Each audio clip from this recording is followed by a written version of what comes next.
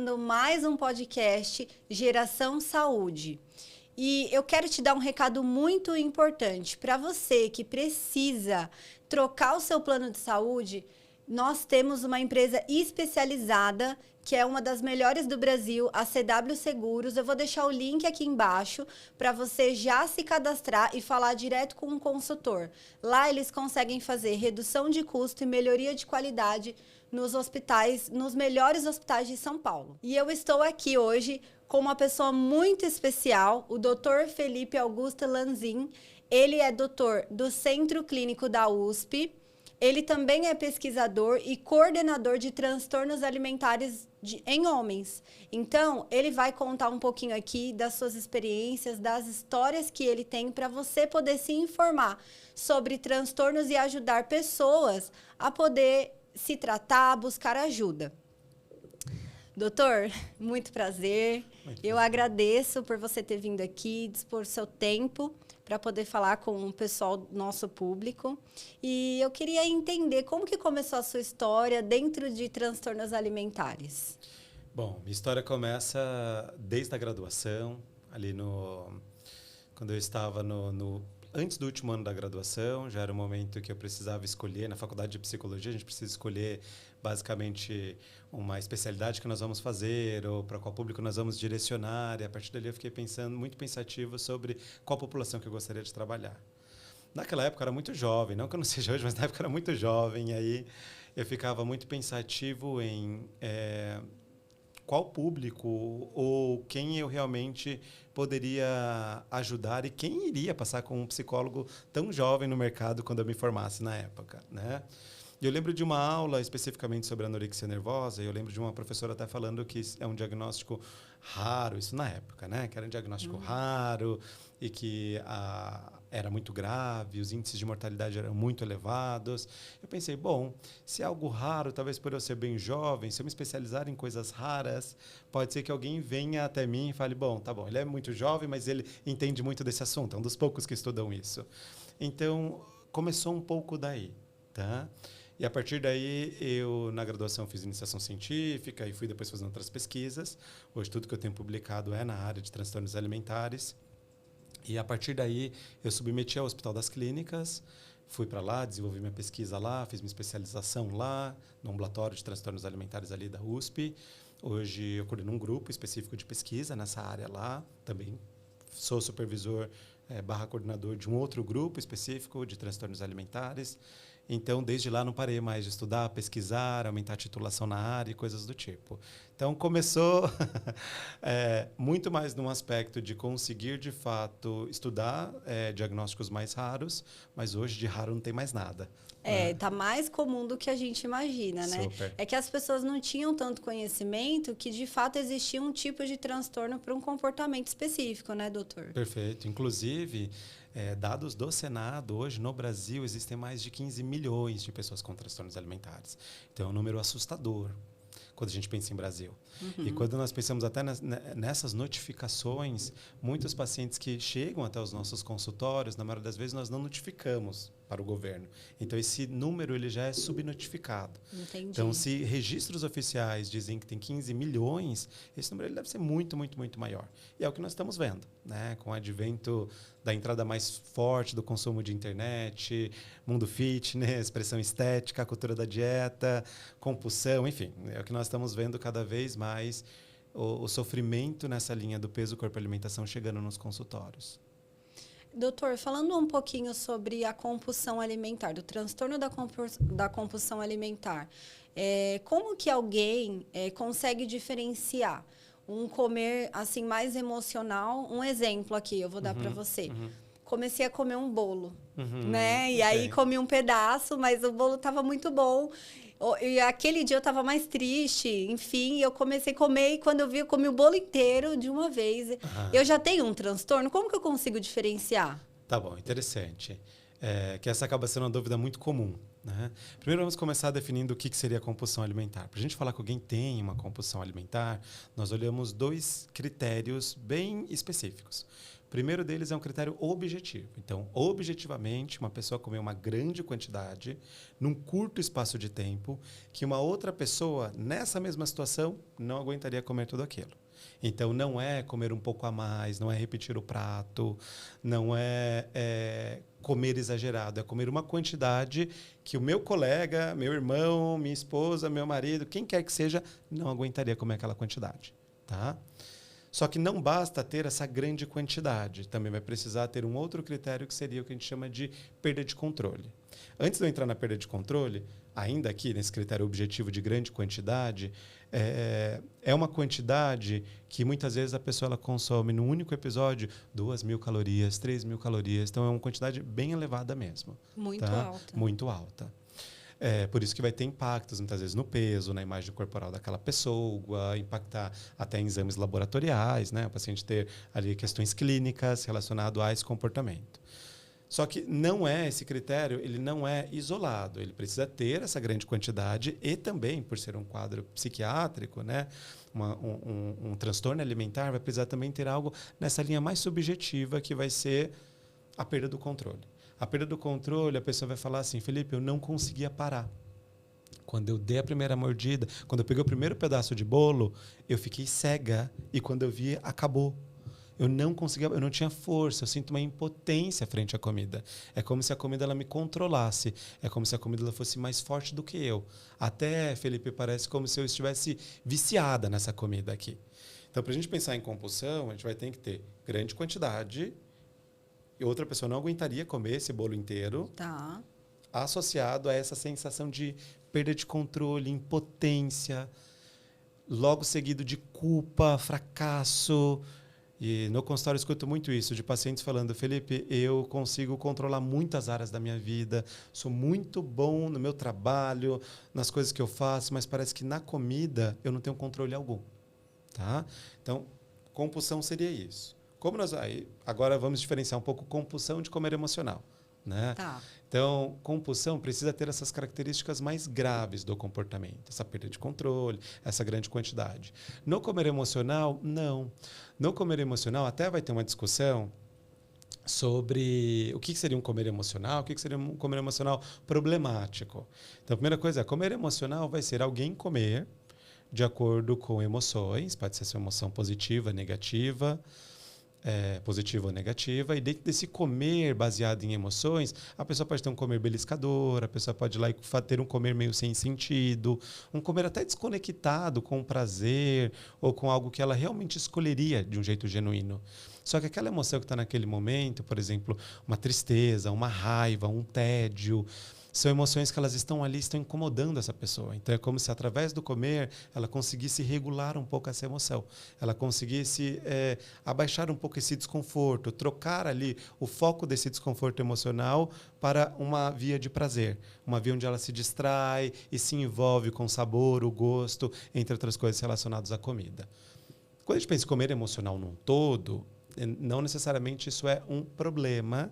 E quando eu digo isso, vai depender da frequência e intensidade disso. Tá. Então, por exemplo, no período pré-menstrual, nós vamos observar, né, várias mulheres vão falar o quanto que ficam mais tendenciosas a comidas mais palatáveis, doces, entre outras coisas, porque tem ali uma certa variação do humor, né?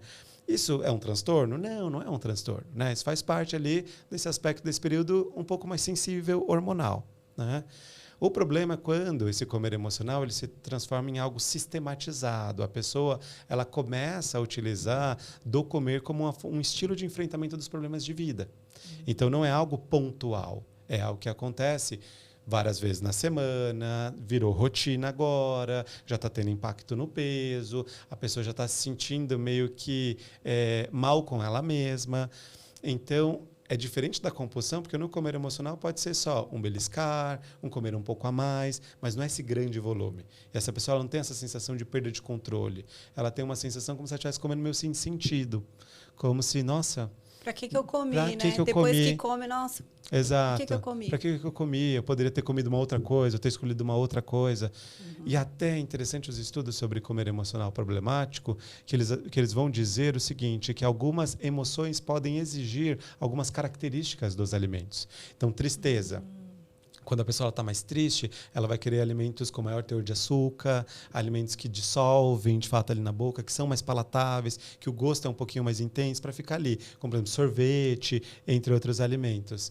Quando a pessoa está com raiva, ela precisa de alimentos que tem um crack, que a pessoa ela mastica, ela destrua na boca. Como se ela aliviasse aquela tensão através da mordida Exato. Então, tem várias pesquisas agora correlacionando legal. emoção e características dos alimentos, entende? E aqui já é uma diferença interessante do comer emocional para a compulsão. Na compulsão não tem escolha alimentar. É perda de controle, é o que está na mesa, entende? No comer emocional, às vezes a pessoa ela vai nesse lugar dessa escolha, né? Que pode ser uma escolha meio sem sentido, mas é uma escolha muito baseada, às vezes, naquilo que está se sentindo. Então, se a pessoa está com raiva, ela quer destruir alguma coisa, né? Para externalizar essa raiva. Às vezes por uma dificuldade de expressão, de uma relação interpessoal ali, ou não poder externalizar essa raiva para uma outra pessoa e coisas do tipo. Então, vai lá para a comida e começa ali a mastigar para ter essa descarga, né, elétrica ali através da mordida. Então, acho que essas são as diferenças. Se você teve um comer que não tem um volume grande, um comer onde você não teve uma sensação de perda de controle, mas você percebia que estava mais triste, entediada, com raiva, talvez é muito mais comer emocional do que uma compulsão alimentar. Entendi. Como você falou, doutor, em relação a comer uma grande quantidade, que geralmente ultrapassa ali as 2.000, 3.000 calorias, então a gente pode dizer também que a compulsão alimentar sempre vem acompanhada de alto peso, né? Digamos assim, um peso mais elevado. Todas as pessoas com compulsão alimentar têm um peso elevado. Nem sempre. Esses são os grandes mistérios da coisa toda. Porque acontece, nas pesquisas nós vamos ver que no público de pessoas que têm, por exemplo, obesidade, 30% delas têm alteração da compulsão alimentar. 70% não. Porque o que acontece? Na obesidade, muitas vezes o paciente ele vai ter uma hiperfagia, que é esse comer em grande volume, mas não tem essa sensação de perda de controle no pós. Né? E não tem também uma quantidade tão elevada igual acontece na compulsão. Tá? Então, na lógica, né, você está me trazendo meio que assim, bom, seguindo isso, na lógica, esses pacientes eles teriam que, a maioria deles, ter ali pesos mais altos. Quando a gente olha, na compulsão, a gente vai ter grupos com peso comum, peso normal, pessoas com sobrepeso e pessoas com obesidade. Então, vai ter praticamente esses 3 pesos na história toda. Tá? Entendi. Então, é importante que o pessoal se autoavalie, porque não é só porque a pessoa está ali no peso ideal, mas ela tem todos os sintomas e sinais que você apresentou que ela não tenha. Exato. A compulsão não é algo específico de pessoas que têm pesos maiores. Pessoas que têm um peso comum podem ter compulsão. Talvez o impacto no peso vai depender o quê? Da frequência desses episódios. Então, talvez um paciente que tem um episódio por semana, pode ser que ele não tenha tanto impacto no peso, igual um paciente que tem 2, 3 episódios. Então, talvez o IMC, né, esse peso, vai aumentando de acordo com a frequência desses episódios de compulsão. E por isso que é muito sofrido para os pacientes, porque eles se veem dentro de uma situação onde eles estão perdendo o controle, peso começa a se desorganizar, e eles tentam ter um pouco mais de controle na alimentação, caindo em dietas restritivas e ficando ainda mais vulnerável a um novo episódio de compulsão. Porque o tratamento a gente vai precisar tomar muito cuidado para não ser baseado em restrição alimentar, em fazer dieta rígida e coisas do tipo. Muito pelo contrário. Às vezes, esses episódios de compulsão pode ser exatamente por conta de crenças muito rígidas em relação a um alimento. De não posso comer isso, quando vê, perde o controle. Entende? Foge do chocolate. Quando tem o chocolate, come de uma forma... de uma vez. E aí até a gente vai olhando, né? Talvez o que seria mais saudável? Esse paciente comer essa grande quantidade de chocolate de uma vez, assim, ou talvez esse chocolate de pouquinho em pouquinho fazer um pouco parte da vida do paciente. O que vai ter mais impacto no peso? Entende? Porque essa mentalidade de dieta muito forte pode deixar o paciente suscetível ou vulnerável a algum descontrole. Quem muito se controla, uma hora se descontrola. E é bem comum, né, doutor? Porque, assim, a pessoa tem aquela falta de controle e aí ela vem a culpa, ela fala, eu preciso começar uma dieta. E aí cada vez ela vai sendo mais rígida porque ela pensa naquela sensação meio compensatória do transtorno que ela teve, daquela falta de controle, então agora eu preciso. E aí a gente pode dizer, doutor, que dietas restritivas levam à compulsão alimentar? Podem levar à compulsão alimentar? Vão ter algumas dietas que o paciente ele vai vivenciar efeitos adversos desse subcomer ou dessas dietas restritivas. Então, por exemplo, tem uma máxima, né, que se diz no campo dos transtornos alimentares, que nem toda dieta causa um transtorno alimentar, porém todo transtorno alimentar começou com uma dieta. Então aqui a gente já vê um dilema. O grande problema das dietas acaba envolvendo os efeitos adversos dela. Então, uma pessoa que começa a fazer uma dieta restritiva, sem o acompanhamento de um nutricionista, né, sem esse cuidado de um profissional, primeiro que já tem grandes chances desse paciente ele ir para um lugar de alterações do comportamento, porque não foi algo individualizado, não foi algo cuidadoso ali para ele. Só que, dentro disso, nós vamos perceber o seguinte: quando o paciente ele faz uma dieta e está dentro de efeitos adversos, vão ter algumas características. Primeiro, o paciente ele fica pensando excessivamente em comida. Tá?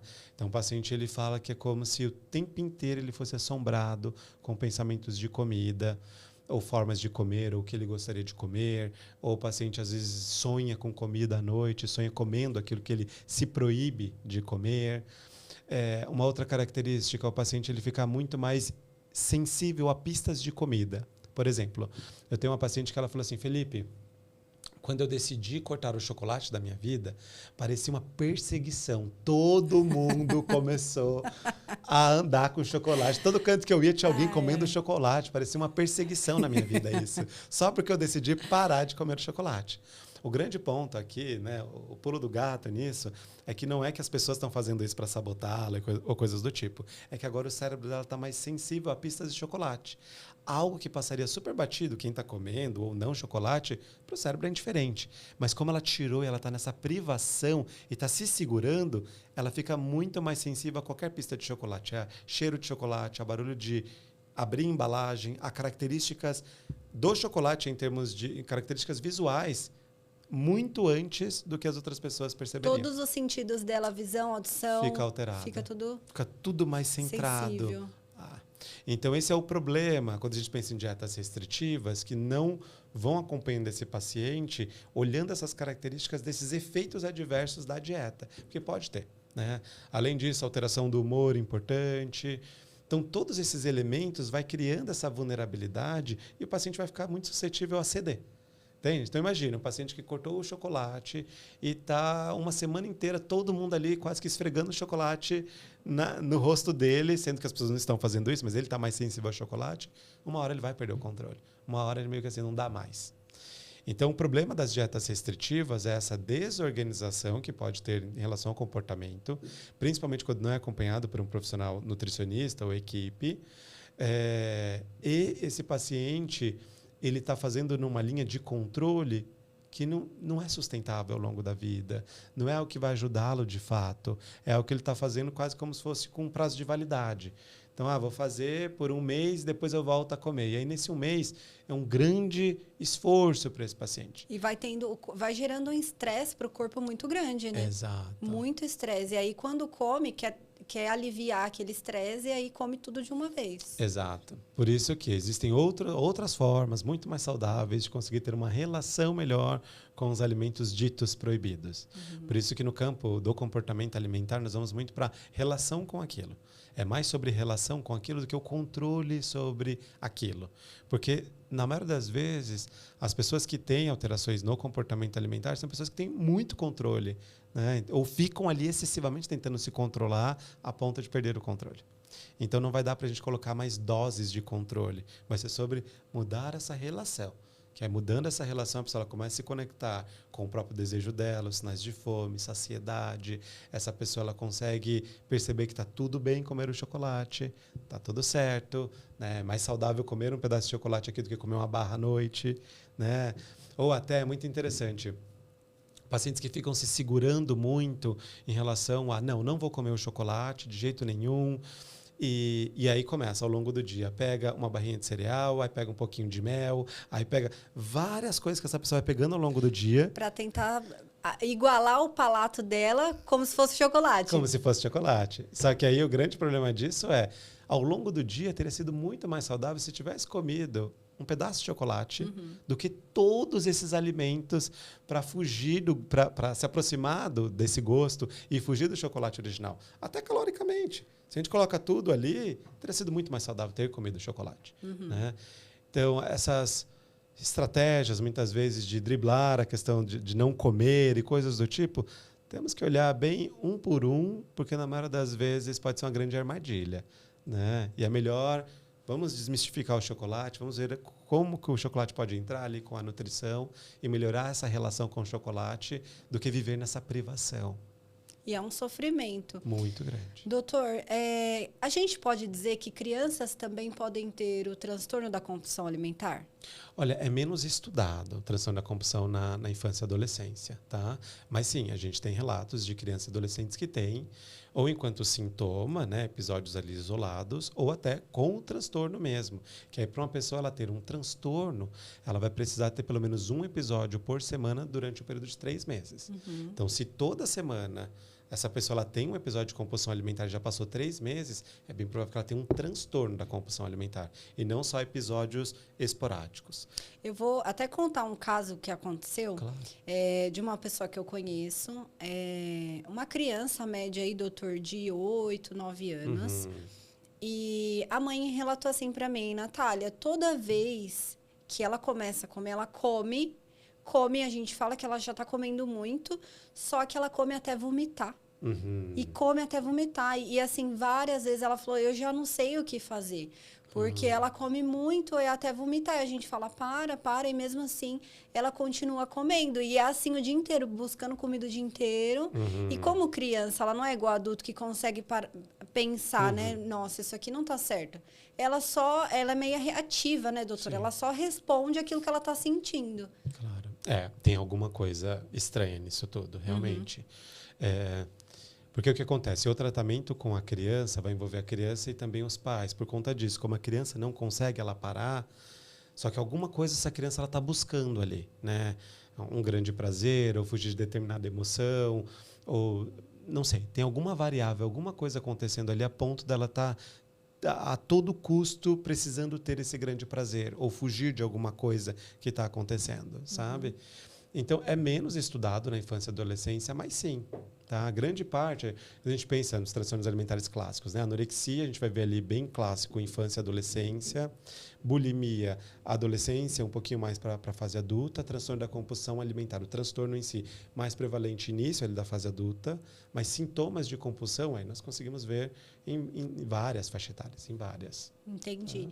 Aquele programa, doutor, bem conhecido, né? O pessoal até faz vários memes aí na internet dos quilos mortais. A gente pode dizer que todos os pacientes do Dr. Nau lá do programa, eles apresentam um transtorno da compulsão alimentar? Não. Por conta disso, vão ter muitos pacientes que podem ter um padrão hiperfágico. Né?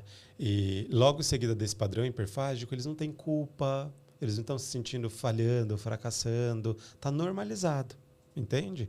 E até quando se tenta, talvez até no programa vocês vão se recordar de alguns momentos, quando se tenta limitar um pouco a ingesta, eles vão um pouco contra ou dizem que não comeram aquela quantidade. Sim. E algo do tipo. E é interessante que na compulsão eles têm vergonha de relatar. Mas quando a equipe vai na direção de ajudar a mudar o padrão, eles não ficam tão resistentes. Diferente da hiperfagia, que tende a ficar mais resistente ou omitir a informação. Entende? E só abrem o jogo quando são pegos. Né? Então, na hiperfagia, a gente vê mais isso. Na compulsão, o sofrimento é tão grande que eles realmente têm muita vergonha, mas a partir do momento que se tenta entrar para organizar esse padrão alimentar, eles não são reativos. Muito pelo contrário, eles estão ali meio que implorando, me ajude a voltar a ter controle sobre a minha alimentação. Entende? É porque toda vez que vem esse episódio de culpa, geralmente a pessoa já pensa assim, eu preciso de ajuda. Exato. Que é diferente da hiperfagia, que está normalizado, que vai dizer, não, absurdo, você está falando que eu como tudo isso, eu não como tudo isso, porque está tão normalizado para aquela pessoa que tem esse padrão hiperfágico, que a gente pode mudar o termo para essa pessoa que tem esse comer excessivo, né? É tão normalizado, quando o outro fala, a pessoa, não, porque esse é o normal para aquela pessoa. Entende? Quando a gente fala de hiperfagia, doutora, a gente está falando de um alargamento, digamos assim, do estômago. Desse comer excessivo. Essa pessoa tem um padrão de um comer excessivo. As refeições são bem maiores. Isso está normalizado, isso O não corpo vem dela com culpa. adaptou com aquela grande quantidade. Exato. Ela acaba tendo até alterações químicas no corpo de hormônios. E ela acaba sentindo mais fome, menos Exato. saciedade. É como se fosse uma resistência hormonal por aquele comer em grande quantidade. É além do psíquico. Às vezes é mais físico do que psíquico. Exato. E está tão normalizado que aquilo, para essa pessoa, ela nem tem mais um parâmetro, um registro do que seria um comer normal. Aquilo é o normal. Então, não dá para dizer que todos os pacientes daquele programa têm compulsão alimentar. Alguns, sim, podem ter compulsão alimentar. Ele vai ficar lá naquela média dos 30%, mas a maioria vai ter esse padrão mais de comer excessivo normalizado. Tá? A gente pode dizer, doutor, que o tratamento para transtorno de compulsão alimentar tem cura? Podemos, claro. O que acontece? Acho que a gente vai ter que olhar o seguinte. A palavra cura, ela vai ter um aspecto mais filosófico, né? Quando a gente fala cura, é meio que nunca mais essa pessoa ela vai ter aquele sintoma ou aquele problema na vida, certo? Nós temos diversos pacientes que tiveram compulsão alimentar em algum momento da vida e não tem mais. Limpou isso há anos e anos e anos e anos e anos, tá? Só que, geralmente, quando a gente pensa em transtornos psicológicos ou psiquiátricos, se é mais preferível o termo remissão dos sintomas. Por quê? Porque esse paciente, hoje ele está aqui, ele fez o tratamento dele, passou 1 ano, 2 anos em tratamento, zerou, não tem mais nenhuma compulsão, ele está remitido de sintomas, está zerado de sintomas. Para esse aspecto do senso comum, ele está curado da compulsão. Só que nós não temos garantia se daqui 15 anos esse paciente possa ter um outro episódio. Então, cura é um termo definitivo, de tipo, está curado, nunca mais vai ter na vida. Então, às vezes, vai ter muitos profissionais, né, muitos clínicos que vai ter um pouco de receio de usar a palavra cura, porque a cura já vem com o intuito de nunca mais você vai ter nenhum problema sobre isso. E vão preferir mais o termo remissão. Remissão da compulsão, remissão completa. Não tem mais sintomas, teve remissão completa. Então, se a gente vai falando, dependendo de onde a gente está falando, como nós estamos falando, sim, vão ter inúmeras pessoas que não tiveram mais nenhum problema com a compulsão alimentar. E essa é a ideia. Quando a gente pensa em tratamentos, a ideia é mirar nisso. E não só compulsão. Quando a gente fala em anorexia nervosa, bulimia nervosa, tá? A gente depois pode entrar em estatísticas sobre isso, mas é o que realmente nós vemos que os pacientes vão para a vida, se recuperam. Muito bom. Doutor, a gente pode dizer hoje, com a sua experiência de prática clínica, sabendo de todos os processos que uma pessoa com transtorno alimentar passa no tratamento, a gente pode dizer para essa pessoa, olha, se você tiver muita força de vontade, em casa você vai conseguir curar ou tratar isso sozinha. Ou não, eu preciso realmente de ajuda, eu preciso de uma equipe me ajudando. É isso que eu queria assim deixar mais nítido, porque às vezes a pessoa fala, não, eu só vou parar e ela acha que sozinha ela consegue. Dá para conseguir sozinha? O que você acha? Infelizmente não. Porque o que acontece? A alteração do comportamento ela é tão forte ali, ou até ela já está tão sistematizada no dia a dia da pessoa, que é muito difícil a pessoa por si só conseguir entender os próprios gatilhos, o que está levando a pessoa a fazer aquilo, ou até mesmo o que mantém aquilo.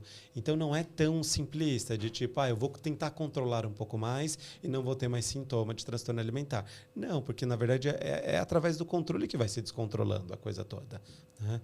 Então, a gente não tem relatado em nenhum estudo pacientes que se curaram sozinhos de um transtorno alimentar.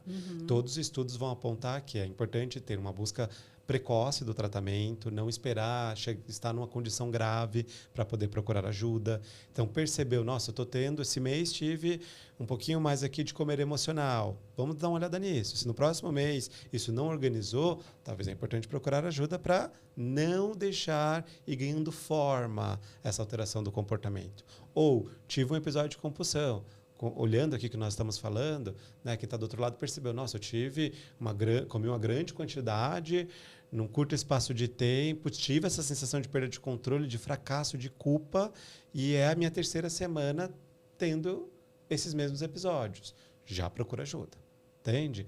E aí, quando eu falo ajuda, pode ser um psicólogo especialista, pode ser uma nutricionista especialista, pode ser um médico especialista, mas já procurar ajuda. Não esperar ficar grave para procurar ajuda. Porque quanto mais rápido essa pessoa procura ajuda, mais rápido também é reverter tudo isso. Tá? Porque ainda não está tão enraizado. Entendi. Doutor, falando agora um pouquinho sobre bulimia. O que é exatamente a bulimia? Bulimia nervosa, ela vai ser um sinônimo de compensação. Então, vão ser pessoas que a vida vai gerar em torno de compensar aquilo que se comeu. Tá? Então, quando a gente pensa em bulimia nervosa, a primeira coisa são pessoas que vão ter episódios recorrentes de compulsão alimentar. Os mesmos episódios que a gente vai ver em pessoas que têm um transtorno da compulsão. Tá? Só que essa pessoa que tem bulimia nervosa, a partir do momento que ela tem um episódio de compulsão alimentar, se cria uma urgência muito elevada e ela se sente desesperada em ter que expelir, eliminar ou retirar aquilo que ela ingeriu. E aí começa comportamentos super graves que esses pacientes acabam tendo, né? A fins de tentar controlar esse peso. Então, isso pode envolver desde dietas restritivas, então o paciente teve um episódio de compulsão alimentar e aí pula diversas refeições, ou uso de medicamentos não prescritos, e a gente pode até pensar nesses medicamentos, né, as canetinhas da vida, que pode entrar como método compensatório, ou a pessoa acabou de comer determinada coisa, ela sente essa urgência em ter que tirar aquilo do corpo dela e de imediatamente ela vai para a academia e precisa queimar, gastar aquilo.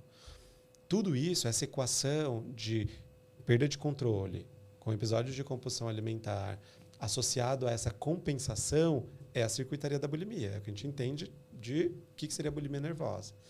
E é interessante, conforme nós vamos falando, a gente percebe que não está tão distante, né, das pessoas em geral. Antigamente isso era algo super distante. Mas hoje, se eu fui e tomei um sorvete e logo em seguida eu tenho que queimar essas calorias, isso é sintoma.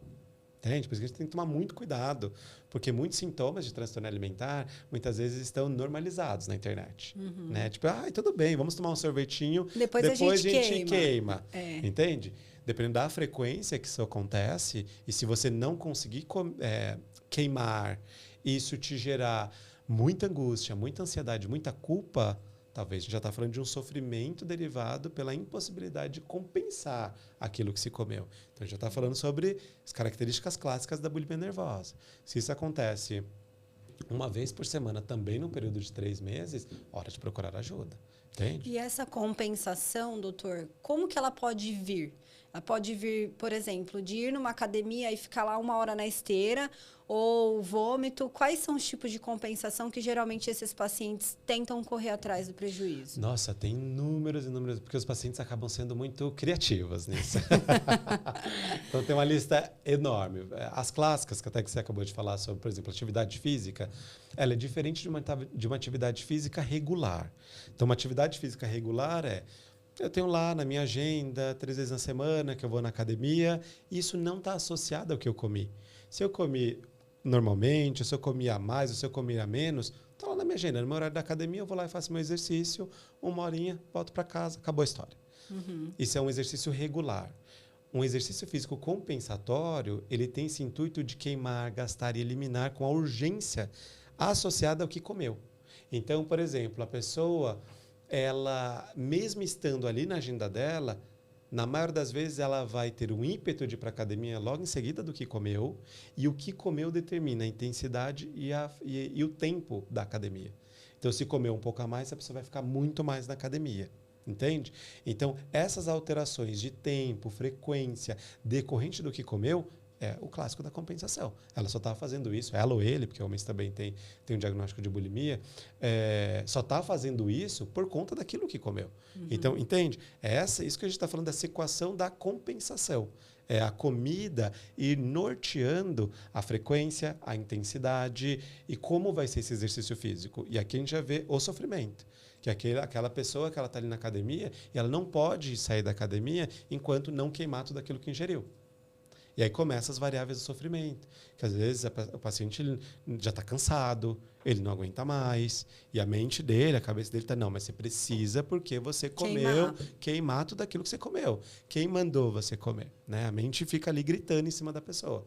Então, essa perda da liberdade é o que a gente já começa a mostrar que tem um escancaramento do adoecimento, né? Então, não tenho liberdade de desligar agora a esteira e sair da esteira, já tem um problema associado a isso, entende? E eles são contadores de calorias nato, né, doutor? Porque exato. sabe a caloria até de um grãozinho de arroz, porque depois quer compensar. Compensar. Então, a gente pode dizer que todas as pessoas que apresentam bulimias também têm transtorno da compulsão alimentar acompanhada da bulimia, só que tem um comportamento a mais, que seria essa compensação. Interessante isso.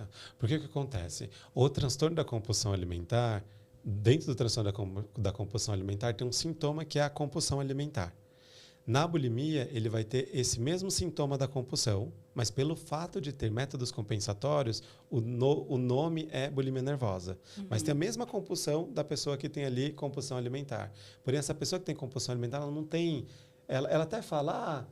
na segunda eu começo a academia. Depois nossa, eu tive alguns episódios essa semana. Na próxima semana eu vou tentar fazer alguma coisa. Mas não faz, não vai. Entende? Então não tem esse desespero de ter que resolver aquilo naquele momento, igual tem na bulimia. Então eu tenho pacientes que, por exemplo, que às vezes nem teve um episódio de compulsão, às vezes comeu uma quantidade que foi um pouco maior, ou até mesmo o comer foi super adequado, mas eram alimentos que a pessoa não se permite comer. Entende? Então não tem uma grande quantidade, não olhando os pares, as pessoas que estão ao redor na mesa, tá tudo ok. Ali Qualquer um comeria aquela quantidade. Qualquer um comeria. Ninguém iria falar, nossa, isso é uma compulsão, isso é um exagero, nada disso. Mas como se tem regras do que pode ou não pode comer, o que é permitido e o que é proibido, essa pessoa, quando come algo que está nessa listinha do proibido, se sente muito culpada. E um sentimento comum de quem tem bulimia é culpa, muito forte, porque a culpa ela vai muito na direção de ter que consertar. Então, quando a gente faz algo que a gente se sente culpado, a gente quer consertar aquilo. A gente pede desculpas, a gente promete, nunca mais eu vou fazer isso. A gente tem esse ímpeto de tentar consertar. Então, na bulimia, quando eles fazem algo que sai das regras, seja um episódio de compulsão, seja um comer exagerado, seja comer algo que eles acham que não deveriam, a culpa vem e aí eles precisam consertar aquilo que comeram. Entende? Então, esse é um dos princípios chaves quando a gente pensa na bulimia nervosa. A pessoa ela viver realmente sentindo altos índices de culpa, essa pessoa ela viver compensando e a vida girar muito em torno disso. Tá? Então, isso é muito assim comum. E por isso que a gente tem que tomar cuidado com esses incentivos, né? De tudo bem você comer determinada coisa, só depois vai lá na academia gastar. Né? Cuidado com isso, porque isso é sintoma, a gente tem que tomar cuidado. Até para a gente não ir jogando os pacientes em sintomas de transtorno alimentar, entende? Então, e que bom que a gente está falando sobre isso, para as pessoas não irem para a mentalidade de compensar nada. Doutor, eu já ouvi relatos, eu não sei se isso é um fato, que pessoas que fazem esporte, por exemplo, bodybuilder, como elas têm um controle muito rígido na alimentação, são pessoas bastante, assim, bem propícias a ter esse tipo de transtorno, porque tem essa questão de sempre que, como eu não posso aumentar o meu peso, ou tenho que deixar a taxa de gordura menor no corpo, eu como aqui e já gasto ali. É verdade isso? Vai ter alterações no comportamento alimentar, porque frente à competição e coisas do tipo. Para a gente pensar em transtorno alimentar, precisa ter outros elementos, esse sofrimento. Então, pessoas que têm transtorno alimentar estão em sofrimento mesmo. Entendi. Entende? Então, nós vamos precisar olhar essas variáveis. A alteração no comportamento alimentar vai ter. Né? Às vezes, a pessoa... eu lembro de um paciente que ele competia e, para entrar na competição, ele tinha que perder X peso para ficar ali naquela categoria. E o peso dele estava um pouquinho acima daquilo que era estipulado para aquela categoria. E para ele ter vantagem naquela categoria, ele tinha que perder peso rápido para conseguir entrar naquela categoria. Porque a outra, ele estaria em desvantagem em relação à performance lá do esporte. Então, ele fez algo junto com o treinador dele, coisas assim, para uma perda de peso super abrupta, que é algo que não é recomendado. Para quem tem transtorno alimentar, essas oscilações do peso mexem muito com o paciente. Muito, muito, muito. Né? Ele fica com sofrimento mais elevado, muito mais obsessivo, pensando muito mais em comida, muito mais se sentindo muito, muito muito mais ansioso, muito mais vulnerável, entende? Então, por isso que se é um atleta, alguém que tem ali alguma certa pressão relacionada a essa questão alimentar, nós temos que ir cuidando dessa pessoa para não abrir um transtorno alimentar. Entendi. Porque é como se a todo momento tivessem empurrando ele para algum lugar de alteração do comportamento alimentar. Então, já tem que cuidar disso. Entendi. Como nós vamos protegê-los. Doutor, a gente pode, eu não sei como que é assim o fator mais comum entre esses pacientes, mas assim, todas as vezes que essas pessoas têm uma falta de controle, elas sempre estão distraídas com outro tipo de entretenimento, por exemplo, mexendo no celular, não estão com atenção total na comida. O que você acha? Essa pode ser uma variável, é uma das, mas nem sempre. Às vezes o paciente, a perda de controle pode vir dessa sobrecarga de ficar se controlando ao longo do dia. E vão ter pacientes quando estão muito mais perto ali da comida, esse comer distraído vai deixando a pessoa muito mais insensível ao que está ingerindo. Né? Então, se a pessoa está comendo com o celular do lado, ela não está processando ali o que está comendo, quanto está comendo e coisas do tipo. Então, dentro ali, frente à comida, a distração não é a melhor opção. Né? Porque vai ter tendências através dessa distração, pode ser que no percurso perca o controle ou coma muito mais do que ela comeria. Tá? Mas a perda do controle, fora esse contexto mesa, frente do alimento, aí vão ter inúmeras variáveis que podem levar o paciente para essa perda de controle. E hoje a gente tem algo que possa falar assim, olha, pessoas... Vou dar um exemplo aqui da minha cabeça, mas assim, não sei se isso seria algo. Mas, por exemplo, pessoas que têm uma estrutura familiar ou que tiveram uma estrutura familiar um pouco... mais desestruturada, digamos assim, mais reduzida, elas têm mais propensão? Tem algo que, como que eu posso dizer, que tenha mais indícios, assim, sabe? Entendi. Que é um fator maior de risco, talvez. Isso, fatores de risco. Fatores de risco. Ou genética, algo do tipo, assim. Bom, transtorno alimentar não vai ter uma causa exata. Nós vamos ter, assim, uma junção de causas que podem se juntar com as características individuais desse paciente e ter abertura de um transtorno alimentar. Então, por exemplo, o aspecto genético é muito presente. Então, quem já tem uma genética para transtorno alimentar, aumenta muito mais a chance de ter um transtorno alimentar. Então, por exemplo, se é uma filha que a mãe já teve um diagnóstico de transtorno alimentar, ou a avó, ou algo do tipo, isso é um ponto ali muito grande de atenção, porque essa pessoa tem risco de ter transtorno alimentar. Dieta restritiva acaba sendo um outro. Então, até tem uns estudos da Sophie Derham, que é uma nutricionista lá do hospital, e ela vai trazer dados, o quanto que a restrição alimentar, seja ela da qualidade ou da quantidade, pode alterar diretamente os genes. Então, uma pessoa que tem uma genética para um transtorno alimentar, o gene está ali, bonitinho, guardadinho, quietinho. Se essa pessoa está sendo exposta precocemente ou exposta à dieta super restritiva, isso pode acionar esses genes. Então, por isso que tem muita discussão sobre quem trabalha com transtorno alimentar, sobre dieta, por conta disso. Nós não sabemos quem são os pacientes que vão adoecer decorrente de uma dieta restritiva que vai além do que seria recomendado para aquela pessoa. Entende? Então, esse é um ponto. Tem outros elementos também da própria personalidade. Então, a gente vai ver, por exemplo, pessoas que têm uma personalidade de base muito mais rígida, muito mais controladora, muito mais perfeccionista, que é de base, né? Os pais vão falar daquela criança que, assim, desde pequenininho, era um menino super organizado, super tirava as melhores notas. Então, já tinha essa construção muito mais rígida, que se isso vai para o corpo, pode ser um problema, entende? Então, imagina, por exemplo, se a gente pega uma menina, que já é uma menina que tem uma personalidade mais rígida, já tem cobranças excessivas, que ela faz, né? Muitas vezes não é nem o ambiente, é dela. E isso de ficar... Ela se cobra muito, tem que sempre ser a aluna 10, tem que ser a melhor em tudo. E a gente coloca essa menina numa dieta restritiva. Entende? Vai ter ali, ela vai levar todo esse perfeccionismo, todo esse controle para a comida. E aí começa a desorganizar o comportamento, a ponto de assustar, às vezes, o profissional que está ali com ela. Né? Tipo, não, mas não era para tanto. Agora é hora de voltar. Né? Vamos voltar. E você percebe que a pessoa não quer voltar. A pessoa acha que precisa cortar mais coisas, tem que perder mais peso, que nunca é suficiente. Entende? Então, vão ter diversas características. Tem as características genéticas, tem as características da própria restrição ser um preditor ali, um ponto de partida de risco, a própria personalidade daquela pessoa, né, daquela criança, aquele adolescente ou aquele adulto, contextos familiares também, famílias que são muito focadas em corpo, famílias que fica tudo muito centrado em sucesso, ser atrelado a corpo, né? E hoje em dia isso é muito presente, né? Então, um corpo magro tem muito esse significado hoje na nossa cultura, em ser um sinônimo de sucesso, de felicidade.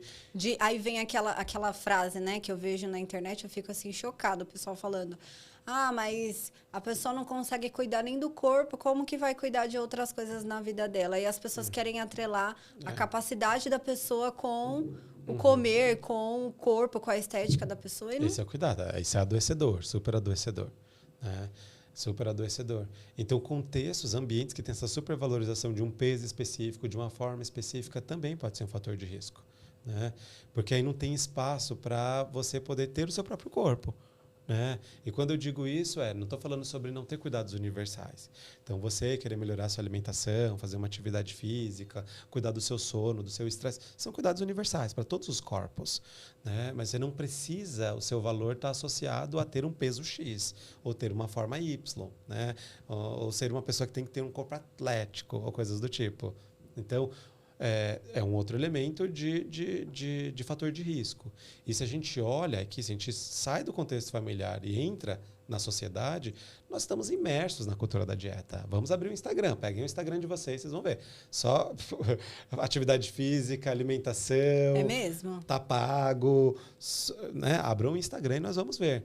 E o grande problema disso é que isso vai sendo vendido como o outro consegue, o outro tem esse corpo, o outro é isso, o outro é aquilo, e eu nunca consigo chegar lá, né? Então, tem esses elementos de fatores de risco. Contextos também que não tem muita diversidade corporal. E quando eu falo diversidade corporal, o corpo tem uma individualidade muito grande. Cada um vai ter o seu. O corpo é que nem tamanho de dente, cor de pele, tipo de cabelo. Cada um vai ter o seu. Não dá para a gente falar assim, esse cabelo é o mais bonito. Ou isso aqui é o mais bonito. Não. Cada um vai ter o seu. Tá? E isso não anula cuidados universais, mas entendendo que cada corpo vai ter uma individualidade.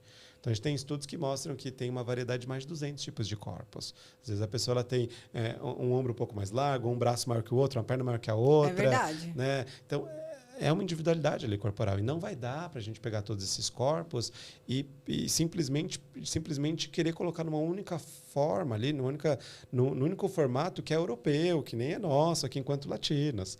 Entende? Então, assumir um pouco essa individualidade relacionada ao corpo, poder cuidar do corpo, dentro de uma conexão, respeitando fome, saciedade, tendo prazer no comer, se sentindo bem em relação ao corpo e aos alimentos, isso são para todos. Entende? São para todos. E você não precisa, por exemplo, para gostar do seu corpo, ter que passar fome, ter que se odiar. Porque o caminho vai muito mais para o ódio ao corpo e a aversão ao corpo do que o amor ao corpo. Uhum. Né? Meio que assim, você fala, Felipe, como é que eu posso fazer para eu me odiar? Eu falo, odiar meu corpo. Bom, só você se julgar seu corpo o tempo inteiro. Se comparar muito com o outro, que não tem nada a ver com a sua estrutura de corpo, nada a ver com a sua genética. Exato. E fazer uma forma de padrão do que é correto. Não, o correto é esse tipo de corpo aqui. Esse que é o ideal. E não tem nada a ver com, às vezes, o seu. Exato, exato. E corpo entra em identidade. Né? Então, você ter a individualidade, a identidade do seu corpo, você poder cuidar do seu corpo, é você reafirmar a sua individualidade. E hoje em dia está todo mundo querendo ficar muito igual, né? Verdade. Rostos harmonizados, um peso específico, um corpo específico. Então está se quebrando as identidades, está todo mundo ficando igual. Isso também, do ponto de vista psicológico, isso é um prato cheio para adoecimento, a perda da identidade. Né? E aí o transtorno alimentar ele traz uma identidade pronta. Então a gente pensa, por exemplo, na anorexia, vem tudo pronto, é um corpo já pronto. É um corpo pronto, é um estilo de pensamento específico ali, uma prisão, a pessoa fica só em torno daquela circuitaria, peso, corpo, alimentação, e aí quando vê a vida está totalmente esvaziada. Tá? Então, tem esses fatores de risco. Primeiro, genética, contextos familiares, a nossa própria cultura, Brasil, é complicado nisso, terra do bumbum, né? É verdade. Então isso é complicado. É cintura fina e o bumbum grande, né? Exato. Aí você vê o quanto que já tem essa pressão estética. A própria personalidade da pessoa. Então, a gente não consegue falar que é uma coisa específica. Mas se a gente vai juntando esses vários elementos, vai explodir em algum lugar tudo isso. Doutor, como que a gente pode diferenciar, e até vou pedir para você explicar exatamente sobre diferenciar entre bulimia nervosa e anorexia nervosa? Tá. Bom, acho que a primeira coisa entre bulimia e anorexia pode envolver a questão do peso. Pacientes de anorexia nervosa, tipicamente, eles estão abaixo do peso. O peso deles são baixos, estão numa desnutrição, muitas vezes, tem esse subcomer. São pacientes onde eles vão viver em torno de comer cada vez menos aquela refeição. Diferente da bulimia, que a maioria dos pacientes eles estarão com peso normal ou pode até ter um peso um pouquinho acima, tá? E são pacientes na bulimia nervosa que eles queriam ter esse controle tão forte que existe na anorexia, mas eles acabam não tendo porque tem uma personalidade mais impulsiva. Na anorexia, a personalidade é mais rígida, mais controladora, mais perfeccionista. Na bulimia, não é que não tenha controle, tem. Mas tende a eles serem mais impulsivos. E dentro dessa impulsividade, eles não sustentam o controle por muito tempo. E logo, cai no episódio de compulsão. Entende? Então, primeira coisa, peso é diferente entre eles dois. Personalidade também é diferente entre eles dois, mesmo tendo comportamentos parecidos. Então, os dois podem estar fazendo restrição alimentar, mas na anorexia ela não fica trocando de dieta. E muitas vezes ela nem vai pegar uma dieta específica. Ela vai ficar ali presa naquilo que está dando certo, ela não vai soltar aquilo. A paciente que tem bulimia, muitas vezes não. Saiu a dieta da Anitta. Eu quero da Anitta. Saiu da não sei. Eu quero não sei. Saiu da Beyoncé. Eu quero da Beyoncé. Fica trocando por conta dessa impulsividade de querer algo imediato, querer algo que possa rapidamente fazer com que tenha o impacto maior no peso, que possa compensar um pouco mais. Então, na bulimia se mobiliza muito mais. Tá? Mobiliza, que eu digo muito mais, eu estou querendo dizer sobre o paciente. Mudança, ele está né? sempre nessa busca. Ele não fica fixado no comportamento. Ele está sempre mudando uma nova compensação, Até aconteceu, doutor, um episódio. Eu estava conversando com a minha filha. Eu tenho uma filha de 14 anos em casa, adolescente. E aí eu comentei, né, que eu ia trazer você sobre transtorno alimentar. Fui explicar para ela o que era cada um. Ela falou assim, Nath, você não sabe o que acontece na minha escola. Ela tem 14 anos. Eu falei, o quê? Ela falou assim, as meninas lá, elas levam uma fita métrica e ficam medindo as cinturas umas das outras. E ela falou assim, imagina... Ela falou assim, a minha filha, ela é magra, né? Mas as amiguinhas dela, a maioria é acima do peso. E aí ela falou assim, Nath, eu me sinto muito mal quando as meninas fazem isso. E a pessoa que se mobiliza a fazer essa medição de cintura é uma menina desse tamanho, menor que as outras, e bem magrinha. Aí eu falei para ela, imagina, às vezes o problema não é as outras pessoas. O problema é que ela está incomodada com ela, se sentindo menor, porque ela é mais magrinha, e aí ela quer impor isso como uma compensação. Eu não sou tão ruim, porque pelo menos a minha cintura é mais fina que as outras. E ela falou, as minhas amigas se sentem muito mal, elas ficam muito tristes. Então, é mais comum na adolescência, doutora? Bem mais comum na adolescência. Esses comportamentos podem acontecer, de ficar medindo com fita métrica, se pesando com a balança, ou tendo regras de, por exemplo, minha mão tem que fechar no punho, porque se não fechar, significa que eu estou com peso alto. Ou ao sentar, minhas coxas não podem se espalhar, porque se espalhar, nossa, eu estou gorda. Então, eles vão criando regras que são únicas, ou são regras que a gente usa em termos de avaliação de fato daquele paciente. São regras que eles vão criando como meio de justificar esse controle do peso. Entende? Então, isso é muito agressivo até, né? Alguém com uma fita métrica, medir as amigas, é muito agressivo. A ideia é as próprias meninas falarem, não, você não vai medir meu corpo. Sim. Né? Então, por isso que é importante, com o adolescente, a gente fazer esses trabalhos de prevenção para eles colocarem, não, limite ali. Corpo é algo privado. Não é para o outro ter acesso ao seu corpo, às suas medidas, ao seu peso. Não é público, é privado. Entende? Então, Na adolescência é muito importante, porque como eles estão ali construindo uma identidade, e essa é uma fase que, para construir a identidade, eles precisam se sentirem pertencentes a grupos, Sim. a ter ali as pessoas ao redor deles, para eles poderem ir organizando a própria identidade, se separar um pouco de perceber eu sou assim, o outro é assim, ou eu sou igual ao meu grupo, e aí ter esse senso de identidade. Então, esse senso de identidade, se estiver associado a uma forma corporal, pode ser muito problemático, entende? Porque o valor fica associado a isso, né? As pessoas só vou ter amigos se eu for magro. Só vou ser admirado se eu for magro. Só vou conseguir ter sair com o pessoal se eu for magro. E aí começa a desorganização, né? Um namoradinho. Entende? Começa a desorganização da coisa. Então, esse é o grande cuidado. Assim, na adolescência, como eles estão formando a identidade, não ser uma identidade pleiteada no tipo corporal. Identidade é diversidade, identidade é identidade. Entende? É você olhar para o outro e perceber, essa é essa pessoa. E ela é bonita do corpo. assim. E ela é bonita assim. É o E você jeito conseguir dela. ver essa pessoa em todos os corpos. Quando eu digo isso, se essa pessoa, você não estiver vendo ela, você está escutando um áudio dela, sabe que é aquela pessoa. Entende? Então, a identidade é esse lugar muito único. E quando ele está registrado, ele só tem valor baseado em um corpo, o adoecimento vem. Doutor, como a gente sabe que na anorexia existe uma distorção da própria imagem, né? É isso, né? Uma Sim. distorção da própria imagem. A gente pode dizer que essas pessoas tendem a ter mais resistência à adesão do tratamento, por ela não se enxergar na necessidade de um tratamento? Por exemplo, eu acho que eu estou no meu peso ideal, por que eu vou tratar? Sim. Existe isso? Existe. Na verdade, os pacientes que têm anorexia e que têm uma grande distorção da imagem corporal, eles vão ficar muito ambivalentes, muito indecisos, se eles acreditam ou não naquilo. Porque eu lembro de uma paciente que falava assim, mas Felipe, como é que eu não vou acreditar nos meus próprios olhos? Eu vou duvidar dos meus olhos. Eu olho no espelho, eu vejo que eu sou muito maior do que todo mundo fala que eu sou. Eu não consigo ir numa consulta médica e se tiver uma poltrona que tem os 2 braços, eu não consigo sentar.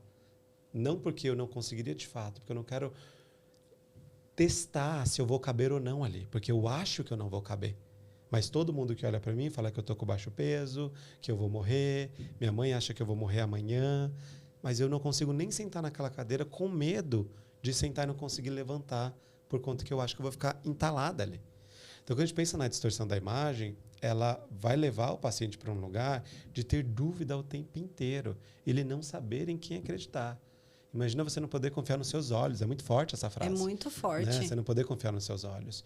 Então, para eles, é meio que, se eles estão se sentindo maiores, eles vão seguir a lógica do que é dito socialmente. Coma um pouco menos, faça atividade física do jeito tal, que aí você vai perder peso. E eles estão seguindo o que é dito socialmente, só que não tem alívio. Na verdade, quanto mais eles vão perdendo peso, mais distorcidos eles vão se vendo. Então, essa é o grande problema, o grande enrosco, desculpa até falar assim, quando a gente pensa na anorexia nervosa. Porque quanto mais desnutrido, maior ele está se vendo. E no tratamento, a ideia da recuperação e voltando a comer recuperação de peso, que a imagem corporal ela vai se reorganizando. Entende? Então, para eles é ilógico como é que eles estão se sentindo tão grandes e alguém quer que eles comam. Eles têm que comer menos. Mas para eles se sentirem com um corpo menor e ter essa organização da imagem corporal, tem que ter nutriente para o cérebro conseguir fazer esse processamento tão refinado do corpo. Entende? Então, é difícil. Então, no tratamento da anorexia, vai precisar ter bastante vínculo com esse paciente. E, às vezes, ele não confiar mesmo nos próprios olhos por enquanto. Até recuperar peso, até essa imagem se regularizar e agora pronto, ele pode voltar a confiar nos próprios olhos. Entende? E como que funciona esse tipo de tratamento? Ele é mais individualizado? Ele é em grupo? Como que você vê a evolução desses pacientes quando eles encontram pessoas que passam pelas mesmas coisas?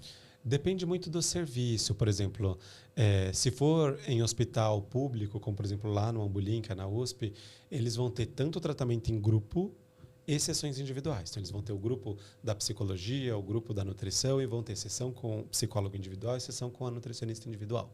Fora os atendimentos médicos. Então, depende muito onde ele vai estar. Se ele estiver num grande centro, vai ser um tratamento mais intensivo. Em consultório particular, tende a ser tudo muito individualizado. Tudo em terapia individual, ou atendimento nutricional individual, ou do médico também individual. E o que ocorre? O tratamento ele precisa realmente ser especializado. Porque para esse paciente, se ele tiver, por exemplo, se ele for numa nutricionista que está passando dieta restritiva para esse paciente, pode ser um grande problema. Porque ele vai seguir à risca. E aí, de novo, vai assustar até esse nutricionista. Eu conheço muitos colegas da nutrição que falavam, nossa, eu comecei a ficar preocupada, porque minha paciente ela não queria mais parar de perder peso. E eu percebia, Felipe, que ela estava perdendo já um monte, não só gordura, mas estava perdendo massa, estava perdendo muita coisa, ela estava ficando debilitada, ela não queria parar. E não importava o que eu falava, ela não queria parar. E ela dizia que ia para uma outra nutricionista, que ela queria me ajudar para perder mais e mais e mais. Entende? Então, eu acho que esse momento que assusta o profissional de saúde ou assusta o familiar, porque às vezes o que ocorre? Os pais olham e falam, nossa, minha filha emagreceu um pouquinho, tá bom. Quando vê que se assustou, já para, porque alguma coisa a gente vai ter que ver. Geralmente, entende? o primeiro sinal vem das pessoas ao redor, né? Ao redor. Então, por exemplo, vai ter muitas famílias que vão falar, Felipe, a minha filha não come mais na mesa com a gente. Eu não sei o que ela come ou se ela está comendo. Ou outras famílias falam assim, Felipe, minha filha agora só usa moletom. É o dia inteiro de moletom. Sol fortíssimo lá fora e ela está o dia inteiro de moletom. Nem sei mais como a minha filha Mas essa tá. questão de usar roupas largas é para tentar esconder? Esconder o corpo. Para tentar esconder o corpo. E aí o que acontece? Quando essa filha começa a esconder muito o corpo e quando vai usar uma roupa usual, é o momento que assusta os pais. Que os pais percebem, nossa, está muito emagrecida. Então, toda e qualquer alteração de peso num filho, de uma forma que você nota uma diferença e que não é justificado por uma questão médica ou algo do tipo, é um ponto a ser visto. Principalmente quando a gente pensa em adolescentes que não precisariam perder esse peso. Entende? Então, tem muitos adolescentes que estão dentro de um peso normal e que estão numa pressão enorme para serem mais magras ainda. Já são meninas que são magras, mas estão se pressionando a ser muito mais magra, para ser igual a fulana do Instagram, a ciclana. Então, esse é um outro ponto ali para a família. Ou quando os filhos só estão falando sobre peso, corpo e alimentação. Não tem mais outra conversa na casa. A conversa é só dieta. Você vai falar com seu filho só está falando de dieta, da caloria tal, de não sei o que tal. Não tem mais os interesses da adolescência, outros interesses. Está tudo muito em torno de peso, corpo e alimentação. É como se fosse uma fissura só na comida, na caloria. A pessoa fica o dia todo pensando nisso? Bem obcecado, sim. E tende a todo momento que não está fazendo uma tarefa objetiva, volta para esses pensamentos. Entende? Então, são pontos para quem está ao redor conseguir ajudando essa pessoa a notar que tem algo de errado ali, que tem algo diferente ali. Porque para o paciente, esse insight, o notar isso, é mais difícil. Entendi, doutor. E falando agora um pouquinho sobre a vigorexia. É um transtorno, eu acho que pouco falado, Sim. pouco conhecido.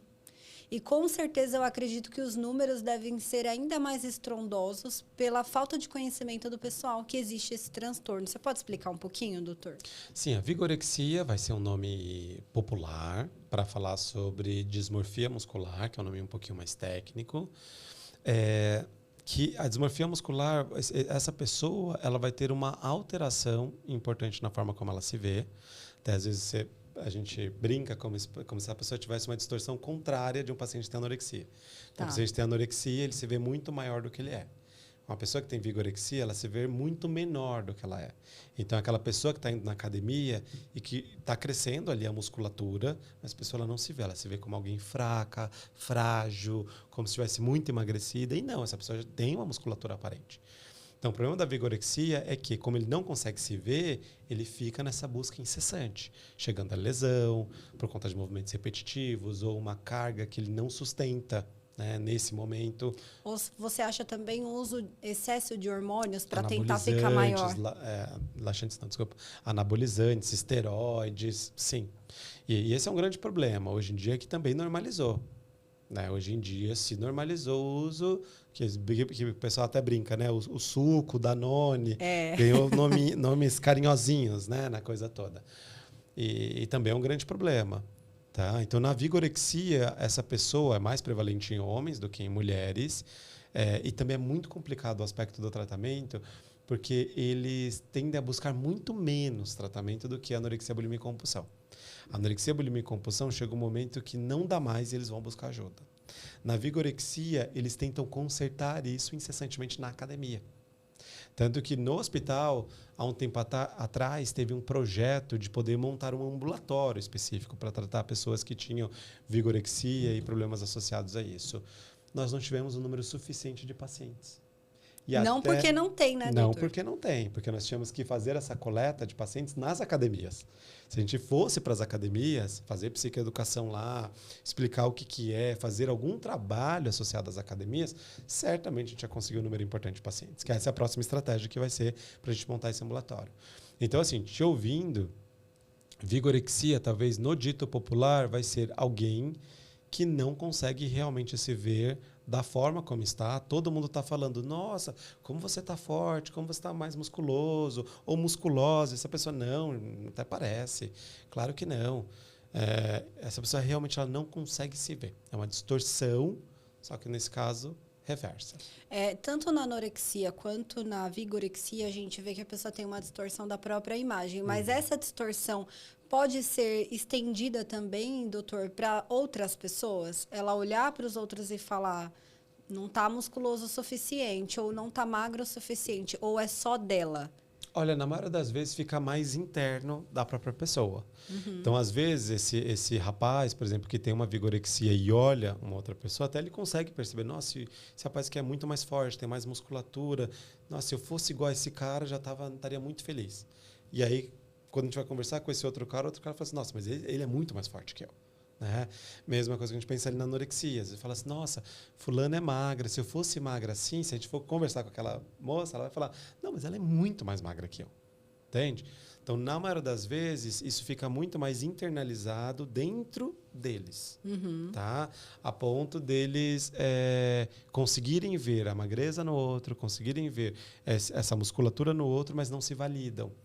É como se isso só fosse para o outro. Para eles não conecta, não cola. Tá? Então, por isso que esse trabalho em relação à organização da imagem corporal acaba sendo um dos elementos centrais para esse paciente ele voltar a se ver, voltar a se conectar com esse corpo. Porque a desconexão com o corpo foi tão grande a ponto de não conseguir mais ter precisão desse tamanho. Né? Então, esse corpo, essa pessoa ela foi se desconectando, foi se desligando desse corpo. Então, não consegue mais saber direito sobre esse corpo. Só está tentando buscar o corpo. É como se saísse do próprio corpo e estivesse buscando esse corpo. E a ideia no tratamento é pegar o corpo que é seu para começar esse processo de reorganização do próprio corpo. Voltar a ter uma identidade corporal, voltar a poder reconhecer, gostar e também não gostar de algumas partes. Está tudo certo, entende? Isso faz parte da nossa estrutura enquanto humanos. Sempre vai ter a falta de algo. Né? Então, enquanto até eu vi uma frase uma vez muito sábia que uma colega falou, que foi o seguinte, enquanto existir um corpo, vai existir insatisfação. Acho que essa frase ela precisa ser grifada, ela é verdade. Perfeita. Por quê? Porque estruturalmente sempre teremos esse lugar da falta. Então, por exemplo, você pode estar dentro de uma casa e falar assim, nossa, comprei a minha casa dos sonhos, estou dentro dessa casa. Sempre vai estar faltando alguma coisinha. Você vai falar, nossa, mas eu tinha que pintar tal coisa. Ai, mas eu tinha... Não, aqui tem que reparar. Aqui sempre vai faltar algo. Né? Isso não é patológico, isso não é algo doentio. Isso faz parte da nossa estrutura enquanto humanos. Então, a indústria já sabe disso. Por isso que de tempos em tempos vem uma nova, né, um novo produto. Uma nova tendência que você não tem e precisa muito, né? A indústria já sabe disso. Então, enquanto nós não pegarmos isso na nossa individualidade, de perceber que, bom, assim, enquanto existir um corpo, vai existir insatisfação, a gente vai ter que olhar, bom, beleza, então, se é sobre isso, qual vida que eu vou querer ter em termos de o que é importante realmente para mim? Né? Será que ter um corpo X é critério para viver a vida que eu gostaria? Né? Ou será que a pessoa não está postergando viver a vida por conta de um padrão de beleza, por conta de uma estética específica?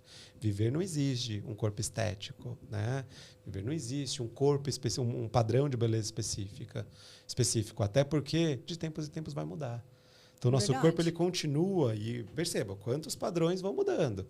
Né? E padrão de beleza é igual moda. Uhum. De tempos em tempos, a moda agora é ser super magra. Agora, a moda é ser super musculoso. Daqui a pouco vai mudando. E outra, a gente vê isso em outros países, né, doutor? Exato. Cada país, eles têm um padrão de beleza que para eles é o ideal. E você vê a diferença entre um país e outro. Perfeito, perfeito.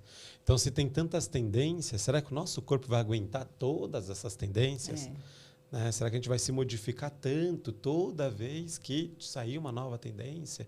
Então, aí que entra os questionamentos de abraçar novamente a identidade. Até como fator de prevenção mesmo, em relação a um adoecimento nessa linha corporal ou com a alimentação. E isso não é uma ausência de cuidados com isso. Você pode cuidar, mas sem ser baseado no ódio, sem ser em sofrimento. Não é saudável se você está comendo um chocolate com crise de ansiedade ou um pedaço de bolo da festa do seu filho, você não conseguir comer. Entende? Não é saudável isso. Entende? Que saúde a gente está falando? Ah, mas eu cortei o chocolate por conta de saúde. Mas se eu comer um pedacinho, eu tenho uma crise de ansiedade. Não, mas que saúde a gente está falando, então? Né? Saúde mental também é saúde. A gente tem que colocar isso em pauta. Né? Então, se você tem culpa ao comer, fica muito ansioso ao comer, se vê preso em regras de ter que ir para a academia, não foi, estraga seu humor, estraga seu dia, olhem para isso. Entende? Porque isso é importante. Doutor, passando sobre todos esses transtornos que a gente falou, né? Qual a média assim, de tempo no tratamento? Varia bastante. Quando a gente pensa em anorexia nervosa, tende ao tratamento ser um pouco mais longo por conta da própria recuperação de peso que esse paciente ele tem. Então, e é mais moroso a recuperação de peso. Então, é difícil a gente falar sobre um tempo específico. Mas a anorexia nervosa, geralmente, nós vamos falar ali de, no mínimo, uns 2 anos de tratamento. Por quê? Até o paciente aceitar o tratamento. Até o paciente ele poder seguir de fato as coisas, recuperar o peso, leva um tempo. Então, e dá para mudar esse olhar dele, doutor? Dá sim. Ai, que legal. Dá sim, com certeza. Com certeza. Tem inúmeros pacientes que foram para a vida, a gente escuta no hospital histórias lindas, que voltam depois para nos visitar, que mandam e-mails, pacientes que realmente foram para a vida. Isso acontece, isso é real. Né? Principalmente quando a gente trata essas pessoas na infância e adolescência. Infância e adolescência, sim, é primordial tratar em relação ao transtorno alimentar. Tá? Não que na fase adulta não podemos, mas principalmente a anorexia, a gente vê que o melhor cenário é tratar na adolescência. Melhor cenário. Tá? Na fase adulta, ok, vai percorrer o tratamento, mas se puder na adolescência, melhor ainda. Porque como esse diagnóstico ele se abre ali na pré-adolescência, adolescência, um adulto que chega no consultório, por exemplo, com 30 anos de idade, ele já tem no mínimo 10 anos de doença, 15 anos de doença. Então, ele tem muito mais comportamentos enraizados do que um adolescente que está nos primeiros sintomas, que está no começo, que ainda a doença não dominou essa pessoa. Entende? Mas em adultos também a gente vê uma recuperação. Então, a anorexia é mais longo o tratamento, eu diria no mínimo ali uns 2 anos, honestamente. Tá?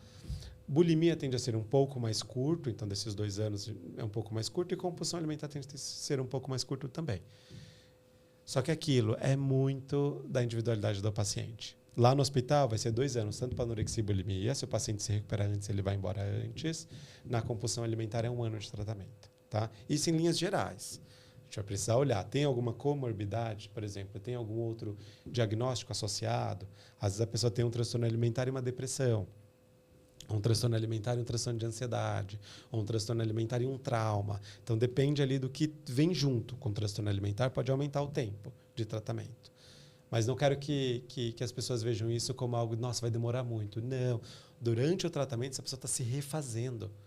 Né? Não é que acabou o tratamento, agora minha vida começou. Não. É durante o percurso do tratamento que essa pessoa vai se reerguendo. Então, é desde o primeiro momento que chegou no tratamento, ela vai percebendo o quanto que a mudança está ali, está acontecendo de pouco a pouco, às vezes até imperceptível, até o momento que a pessoa traz. Nossa, Felipe, eu lembro de uma paciente semana passada que falou o seguinte: Felipe, posso te contar uma coisa? Eu tava fazendo comida e eu abri meu congelador e eu vi que tinha lá um pote de sorvete já umas 3, 4 semanas. Algo que seria impossível. Nossa. E ela falou assim que se fosse no passado, esse pote de sorvete não duraria um dia. Porque ela falava, lembra no começo do tratamento dela, ela falava que ela não conseguia dormir. Eu Pensando lembro dela no mandando alimento. mensagem, eu lembro muito claro, assim, ela mandando mensagem falando, Felipe, eu só vou conseguir dormir quando eu acabar com esse pote de sorvete. E hoje, né, ela falando que ela tinha esquecido, nem estava 3, 4 semanas ali, um tempo ali. Então, para ela, essa mudança ela é tão imperceptível até o momento que está de frente com aquilo que era um grande teor de sofrimento, e hoje ela olha e fala, tudo bem, está aqui o sorvete. O dia que eu quiser comer, eu como. Entende? Que legal. É muito legal saber que os pacientes conseguem aderir ao tratamento e têm essa resposta positiva, né? Sim. Porque às vezes o sofrimento é tão grande, doutor, que eles acham que como que eu vou mudar igual a sua paciente? Como que eu vou mudar os meus olhos? Exato. A recuperação completa, ela é real, ela existe. E a gente precisa ouvir mais histórias de pessoas que se recuperaram. Entende? Eu sinto muita falta disso. Porque quando eu estou lá dentro da internação e sento com um paciente que está na cadeira de rodas, que não pode mais nem ficar em pé por conta da desnutrição, que está muito severa, eles realmente não acreditam que nada vai ajudá-los. Entende? Então, a gente precisa escutar mais histórias de recuperação, pessoas que passaram, atravessaram todo esse inferno, vou colocar assim, chegaram do outro lado. Né?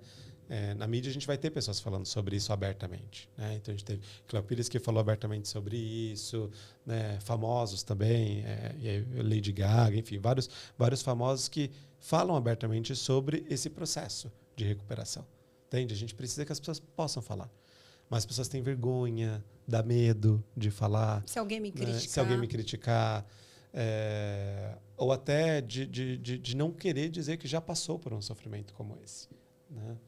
Então, a recuperação completa realmente ela é real. Eu tenho muitas histórias assim. Eu acho que isso que é lindo também no trabalho.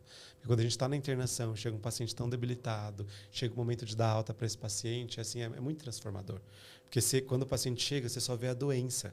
É como se você estivesse conversando com a doença. E a doença tem muita raiva da equipe. Entende? E depois, conforme a pessoa, a gente vai limitando ali a doença, nós vamos colocando ali, fazendo um tratamento para proteger essa pessoa frente à própria doença, que muito do tratamento é proteger ela dela. Entende? E quando nós percebemos que essa pessoa está voltando, ressurgindo, agora a pessoa tem os gostos dela, ela não fala só sobre peso, corpo e alimentação na comida. Agora está falando sobre sonhos, sobre projetos. Olha que legal. Agora ela está falando sobre voltar a acreditar nela. Então, isso é muito lindo da gente acompanhar. E tudo isso são marcadores do quanto que a doença está ficando cada vez menor, cada vez menor. E essa é a ideia, até ficar inexistente. Eu tenho alguns pacientes, eu lembro de uma paciente que, inclusive, ela recebeu alta já faz uns 3 anos, talvez. Eu estava num congresso fora, ela falou, Felipe, sei que você está no congresso aqui, deixa eu passar aí só para te dar um abraço e tal. E ela, uma das grandes motivações dela de se tratar, e era um quadro de anorexia, era porque um dos grandes sonhos dela era ser mãe. E a questão da anorexia impactava diretamente nos aspectos de infertilidade. Ela tinha risco de não poder ser mãe. Então, para ela, tinha uma culpa muito grande, porque ela tinha muito medo. Né? Ela falava, eu via o quanto ela tinha um medo muito grande relacionado a comer, e a força que ela tirava vinha muito desse lugar. Entende? Né? E ela até falou, bem no final do tratamento, ela falou para mim, Felipe, nos finalmente, eu tive que querer muito mais ser mãe do que querer um corpo específico. Né? Então, ela conseguiu organizar a força dela de tratamento dentro disso.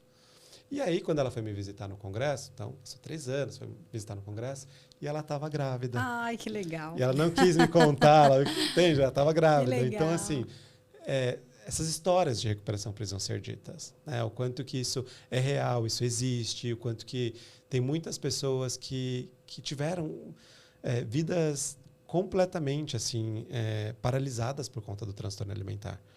Eu lembro de uma outra paciente que ela era cirurgiã e ela não conseguia mais operar por conta da desnutrição. Então, teve uma vez que ela desmaiou no próprio centro cirúrgico. Nossa. Entende? E ela, todo mundo da família no pé dela, a equipe no pé dela, todo mundo dizendo que ela precisava de ajuda. Ela, não, eu estou bem. Quem que tem anorexia consegue trabalhar o tanto que eu trabalho? Quem que tem anorexia consegue operar o tanto que eu opero? No dia que ela caiu ali, foi o momento que a ficha dela também caiu. E ela saiu ali do centro cirúrgico que ela estava, tirou ali as roupas e foi direto lá para o hospital, né? Porque são prédios próximos. E foi lá pedir ajuda para a gente, sabe? E ali começou o processo dela de realmente se recuperar. E ela disse, ela falou, eu precisei chegar no fundo do poço mesmo, de perceber que assim, não tem mais saída, não tem mais para onde ir. Agora eu estou colocando em risco pessoas que eu escolhi salvar. Então agora eu tenho que me salvar. Entende?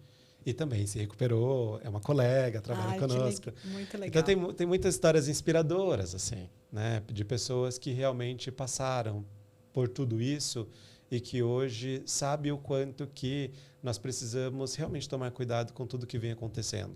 Essa supervalorização de um único biotipo corporal, essa supervalorização da magreza, né? Os perigos das redes sociais. A rede social é bem complicado, né? Não só por questão de transtorno alimentar, mas por inúmeros problemas. Então, um dos conselhos, vamos dizer assim, que você daria para um dos seus pacientes que tem essa distorção de imagem, seria talvez se afastar das redes sociais, se você achar que é um ponto que está influenciando demais, doutor? sim, ou deixar de seguir pessoas que têm um padrão que na mente dela aquilo é o correto? nós falamos às vezes de um follow terapêutico, né? De às vezes com o paciente, porque o paciente ele fica consumindo tanto esses conteúdos que muitas vezes todos os dias ele está sendo quase que agredido ali. Todos os dias, o que ele está alimentando dentro dele? Mais sentimento de fracasso, de impotência, de que ele não é bom o suficiente, que ele não é bonito o suficiente ou bonita o suficiente. Entende? Todos os dias ele está alimentando isso através de todas as pessoas que seguem. Né? Então, o processo de recuperação é o que eu estou me alimentando em termos de alma aqui. Né? Não é só o corpo que está precisando, mas o que eu estou me alimentando aqui. Então, às vezes em sessão. É pegar o celular junto com o paciente, vamos lá. Eles irem tirando um por um. Talvez seguir pessoas que têm um biotipo mais parecido, pessoas que falam sobre diversidade corporal, positividade corporal, pessoas que falam sobre essa conexão com o corpo, né? Pessoas que não vão estar passando fome de um jeito imposto ali, imposta e mostrando nas redes sociais como sucesso. Estou, sei lá, 48 horas sem comer, olha aqui como eu sou tal coisa, né? Então, sim, o follow terapêutico, dar uma limpa, às vezes, nas redes sociais é importante, porque esse momento do adoecimento é muita pessoa olhar para ela. Chega de olhar para os outros. Entende? Olhou até aqui para os outros e isso faz parte do adoecimento. Então, deixa o outro ser o outro, hora de você poder voltar a ser você. Entende? Então, sim, isso é muito importante. Porque as pessoas são bombardeadas com as coisas das redes sociais. Não só pelo conteúdo que é produzido ali, mas também pelas questões midiáticas como um todo. Eu lembro de um colega que ele é publicitário e ele pegou e falou assim, se a mídia ela não soubesse o impacto que tem no comportamento das pessoas, eles nunca que investiriam milhões em propagandas. Verdade. Então, eles sabem o que eles estão fazendo. Eles sabem como eles vão influenciar o comportamento das pessoas. Eles não são inocentes. Ninguém vai entrar investindo milhões para perder. Entende o que eu estou dizendo?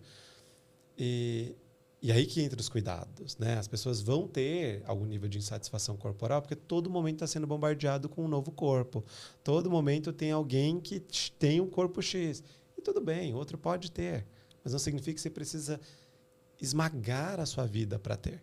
Né? Perder até aspectos dos próprios valores dessa própria pessoa em prol de uma estética específica. Porque quando chega lá, está esvaziado. Né? Eu lembro de um paciente que ele falou para mim assim, eu cheguei no corpo que eu queria, mas agora eu tenho que refazer toda a minha vida. Eu consertei meu corpo e destruí minha vida. Entende? E até essa palavra, consertei, a gente já tem que olhar melhor para isso. Porque ficou naquele hiperfoco, né, doutor? Naquele hiperfoco. E aí deixou todas as... É o que você falou, recuperei... A sua paciente falou, recuperei os meus sonhos. Porque o foco dela é tanto aquilo que as outras coisas... tudo bem o trabalho, tudo bem os estudos, e vai deixando os sonhos para depois. Exato. Exato. Atrapalha de uma forma... E agora, doutora, a gente vai falar... Eu sei que você contou vários relatos aqui, muito legais. Mas eu queria que você escolhesse um paciente específico que você acha legal contar aqui, compartilhar. Pode ser de alguma dessas compulsões. Da compulsão, Isso, tá. que a gente vai começar o nosso quadro agora, Transformando Vidas. Bom, eu lembro especificamente de uma paciente que ela vinha de uma família onde a pressão estética era muito grande. Tá. Ela, desde pequenininha, tinha ali questões importantes com o corpo, então ela comia escondido. Começou com comer escondido, isso foi se agravando até um ponto de, quando não tinha mais alimentos na casa dela, para se ter compulsão, às vezes ela ia para o lixo e pegava as coisas que estavam no lixo. E ela se sentia muito mal, isso era assim uma coisa devastadora para ela, né? Porque a própria família ia tirando os alimentos que poderiam ter qualquer tipo de compulsão. Era uma família que tudo era muito light, diet, dentro de casa, tinha muita essa pressão estética. E era uma paciente que, assim, ela tentava com todas as forças dela, mas era algo muito, muito, muito, muito difícil quando o impulso de ter uma compulsão vinha. Então, ali foi um trabalho, não só com ela, mas com toda a família, né, de poder voltar essa família a se conectar entre si. Então, era uma família muito focada em notas, em um corpo específico, em premiações escolares, sempre nesse lugar do sucesso, do sucesso, do sucesso. E que na foto estava um sucesso para todo mundo. Mas quando se olhava para dentro, eles não estavam felizes, né? Então, foi um grande trabalho com essa família. E eu lembro da mãe dessa minha paciente, ela falando assim, e ela era muito rígida também com ela, essa mãe. E ela também tinha muitas cobranças com ela em relação a ter um biotipo específico, ela era muito rígida com isso. E eu lembro de uma sessão, ela chorando muito, essa mãe, porque ela viu a debilidade que a filha estava, não de peso, mas sim pelo descontrole mesmo da compulsão. Ver um filho pegando coisa no lixo é assustador para uma mãe. É meio que o que ultrapassou todos os limites. Todos os limites. Eu lembro dessa mãe perguntando, Felipe, por favor, me fala o que eu posso fazer para ajudar minha filha? Como é que eu posso ajudar minha filha? E eu falei assim, você pode ajudar sua filha e o primeiro passo não vai ser com a sua filha, vai ser com você. E ela, mas como? Toda vez que você for no espelho e que você fica se xingando no espelho e que você fica falando tudo o que você fala e que ela escuta, e que sua filha escuta e ela está ali de olho e ouvindo o que você está falando e questionando o próprio corpo, eu quero que você comece por aí. A partir de hoje, você vai fazer o contrário. Ou você vai para o espelho em alguns momentos, como forma terapêutica, não só para você, mas para ajudar na cura da sua filha, você poder falar tudo aquilo que você nunca falou. Tudo aquilo que você nunca se permitiu falar. Que sempre você fala para os outros, mas nunca fala para você. E foi muito interessante porque essa mãe, ela disse que, a partir dali, ela começou a não só pensar no espelho. O espelho, ela foi poucas vezes fazer isso.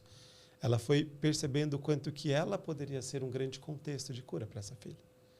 Então, a primeira coisa que ela fez foi não ter mais comentários em casa sobre peso, não ter mais só comidas light e diets, poderia ter, mas não só comidas light e diets, de poder sair com a própria filha e fazer coisas que essa menina, ela poder ter um bolo de aniversário, que era uma coisa que ela não podia, tinha que ter uma fruta e um chantillyzinho, uma coisinha em cima. Nossa, era tão rígida assim? Era. Então, ela poder oferecer um bolo de aniversário para a filha de fato, não um pedaço de bolo com uma velhinha e o bolo ser lá com chantilly, coisas do tipo, né? Um bolo completo, né? Então, a partir dali foi tendo diversas transformações, onde essa mãe ela foi se permitindo realmente não só ajudar a filha a se libertar, mas ela também, conforme ela ia se libertando, essa filha também ia se libertando. Essa filha ia olhando para essa mãe toda poderosa, né? A pessoa que ela admira. Então, se minha mãe pode, se minha mãe faz, se minha mãe também se permite, eu também posso. Então, essa mãe ela deu uma autorização, praticamente, para essa menina também poder se recuperar, também poder ser ela. Né? E anos se passaram, né? Isso faz uns 3, 4 anos, talvez. E hoje, essa menina, ela está fazendo faculdade de medicina, quer fazer psiquiatria, quer trabalhar com transtornos alimentares, tá? E é alguém que realmente é muito dedicada na área do comportamento alimentar. Mesmo sendo estudante de medicina, ela está ali muito atenta, vendo as coisas, porque foi uma transformação muito forte para ela isso. Né? Vem de uma família médica que tem ali toda uma rigidez, né, a respeito do sucesso. Então, eu acho que em termos de transformação, aqui envolve o seguinte: às vezes o adoecimento de um filho vai impactar todo mundo. E não precisa esperar o filho chegar em momentos extremos, como, por exemplo, ir comer ali o que está no lixo por conta dessa compulsão tão grande, para todo mundo parar um pouco e ver, bom, como é que está a minha relação com o meu corpo? Né? A mãe, o pai, os irmãos, como é que está as conversas sobre isso? Para serem ambientes de cura, para serem contextos de recuperação. Entende? Porque nós somos esse contexto. Então, quando nós estivermos em lugares com outras pessoas, é muito importante a gente se questionar, será que as pessoas em todos os corpos estariam confortáveis aqui do meu lado? Será que eu estou sendo um contexto de cura e de conforto para todo mundo, ou estou endossando cultura da dieta, rivalidade, quem é mais magro? Entende? Nós temos esse poder de criar esses contextos. E a transformação dessa paciente veio muito por conta dessa mudança ambiental, tá? E que nós possamos ser ambientes, né? Todos nós, para que as pessoas possam se sentirem um pouco melhor dentro das próprias peles. Você sabe que veio uma doutora aqui, ela é nutricionista, e ela falou o seguinte, que quando ela começa um tratamento com o paciente, ela avalia se a pessoa quer falar do peso. Porque ela falou assim, é muito comum você ir em um nutricionista, um outro profissional, e você olhar o biotipo da pessoa e você já associar, vou colocar aqui perda de peso. Exato. Só que às vezes não é isso. Exato. Não é isso.